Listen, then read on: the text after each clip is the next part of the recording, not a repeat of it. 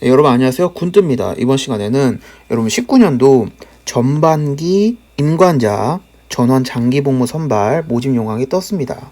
그래가지고 제가 간단한 브리핑 해드리려고 해요. 일단 변경사항부터 볼게요. 개선사항 바뀐 게 있네요. 일단 1차 합격한 후에 우체국에 등기소를 제출 기간이 있었거든요. 근데 이게 폐지가 되고 2차 평가 때 직접 가져오는 걸로 바뀌었네요. 그러니까 등기를 보내지 말고 니들이 2차 평가 때 1차 합격한 사람들 2차 평가 보잖아요. 2차는 면접이랑 체력 보거든요. 그때 가지고 와라. 직접 손에 들고 가지고 오라는 거예요. 그래서 이렇게 바뀌었네요.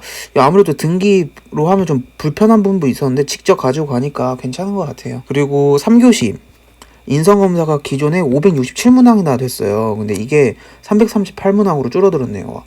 이 부분 굉장히 좋다고 생각합니다. 많은 타 군도 인성검사를 좀 축소하고 있거든요. 왜냐면 500문항, 600문항 이렇게 하게 되면 너무 힘들어. 70분 동안 이게 막 나는 신경질적인 적이 있었다. 나는 무언가를 때려 부시고 싶었다. 막 이런 문항 계속 쳐다보면 자기 모르게 다른 문항을 체크할 경우도 있거든요. 저 같은 경우 경험인데 저희 그 임관을 하더라도 하사를 임관을 하더라도 인성검사는 항상 봐요.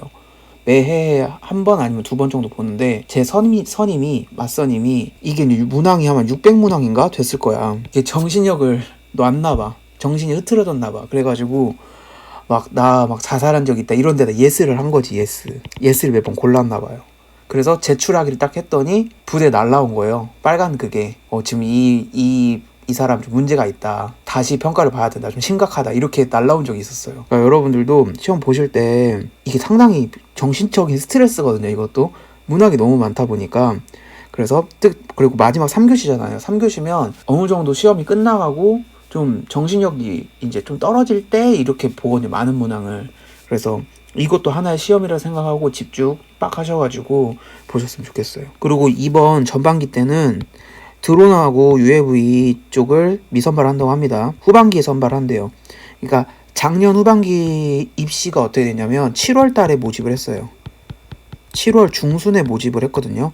그래가지고 필기시험이 9월 15일에 있었습니다. 9월 15일.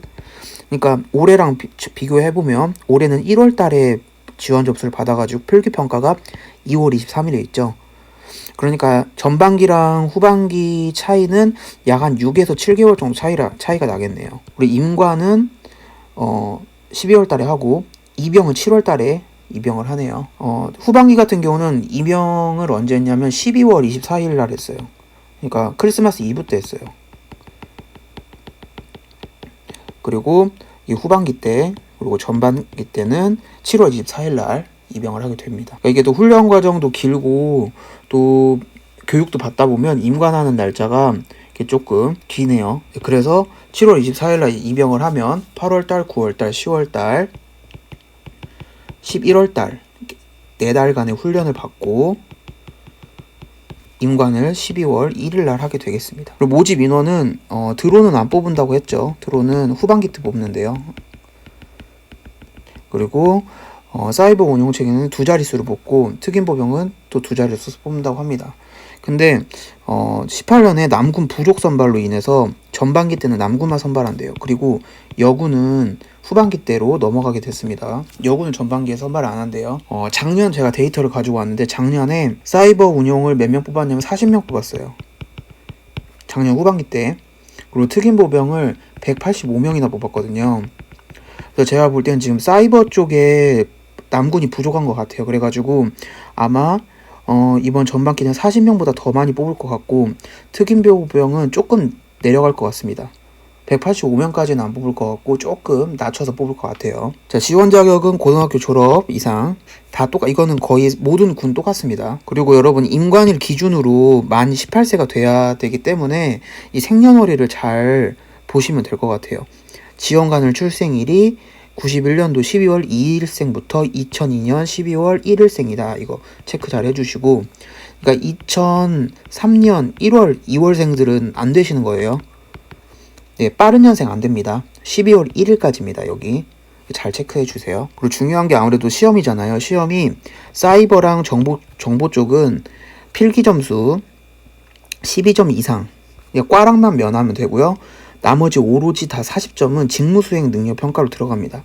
직무수행이라고 하면 전공, 자격증으로만 뽑는 제도인데요. 직무수행 이제 뒤에 설명드릴게요. 특임보병 같은 경우는 필기가 30점이나 들어갑니다. 근데 필기를 아주 잘 보셔야 돼요. 여기 지금 꽈락을 생각보다 많이 하시기 때문에 언어 논리는 7개 이하로 맞추면 떨어지고요. 자료 해석도 7개, 공간 능력 3개, 지각 속도 10% 이하, 상황 판단도 16% 이하, 국사 6개 이하로 맞으면 합격이 아니라 불합격을 하게 됩니다. 면접 50점으로 가장 중요하고요. 2차 선발, 1차에서 합격하신 분 한해서 2차 면접 평가도 진행하게 됩니다. 여러분 과목은 다 아시죠? 바로 간부 선발 도구인 공간 능력, 지각 속도, 언어, 자료 해석 이렇게 4과목 보고 2교시로 넘어가서 상황 판단 보고, 국사 마지막 보고, 그다음 직무 성격 검사 보고, 그다음에 인성 검사 이렇게 보게 되겠습니다. 자, 직무 수행 평가 어떻게 점수가 매겨지냐? 무려 40점인데요. 12점에 3점에 10점 더하면 25점. 그리고 경력 점수 10점, 잠재 영역이 5점을 해가지고 이 부분 더하면 15점. 그래서 총 40점 만점으로 점수가 채점이 됩니다.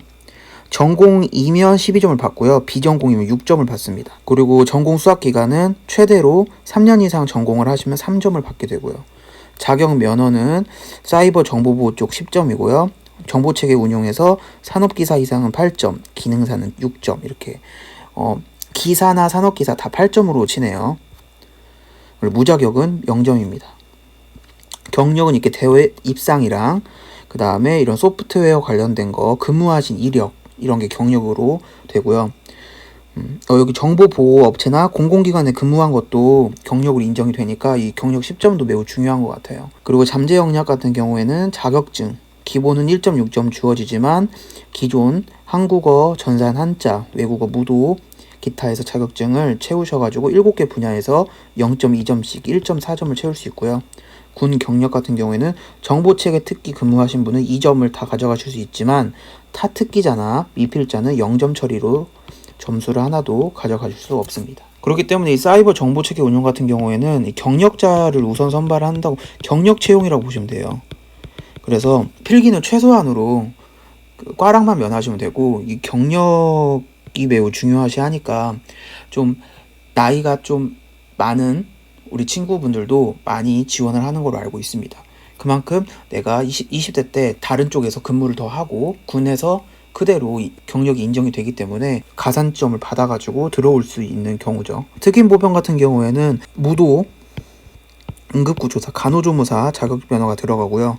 그리고 자격증에는 아까랑 동일하게 6개 분야네요. 그리고 고교 출결이 들어가고 군 경력도 들어갑니다. 자, 2차 평가는 신체 검사 보고요. 그 다음에 체력 및 면접 평가 보게 되니까 이 부분 체크하시고 가시면 될 것 같습니다. 궁금한 사항 있으면 댓글 남겨주시고 도움이 되셨다면 좋아요, 구독, 알람 설정 꼭 눌러주세요.